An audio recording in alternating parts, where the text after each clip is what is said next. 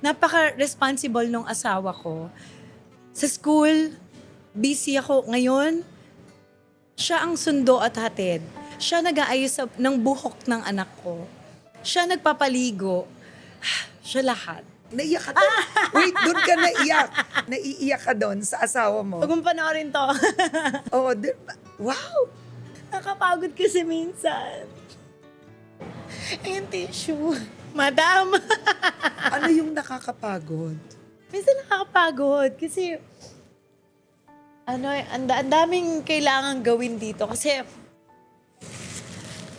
kilala kasi po ang sex bomb sa lagi may pasabog. Siyempre gusto naming tumbasan yun kasi bawat labas ng sex bomb dapat so kami, dapat ganito, dapat ganyan. Meeting dito, meeting doon, online meeting, lahat, hindi available ang lahat. May kasama pa na, nagtitiping pa ako sa sangre. May mga trabaho pang iba. But then, dapat nanay ka. Imbis na magalit yung asawa ko.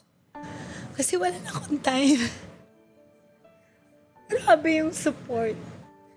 Sabi ko nga sa kanya, hindi ko magagawa to lahat kung hindi dahil sa kanya. Kasi, talaga siya eh. Parang kanina, alis ako maaga nagbe-makeup. Okay kayo? Baon ni Shiloh, nagawa mo na ba yung assignment? And siya lahat. Tapos, ang gusto niya lang, magkukwentuhan kami bago matulog. Napakasimple. Grabe po yung asawa ko. Malala talaga siya.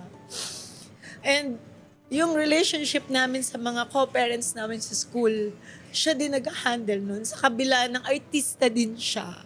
Grabe. But you really feel the blessing. Opo. Yeah. Grabe. Kasi sa kanya ka naiyak. Hindi sa success ng sex bomb. Sa kanya.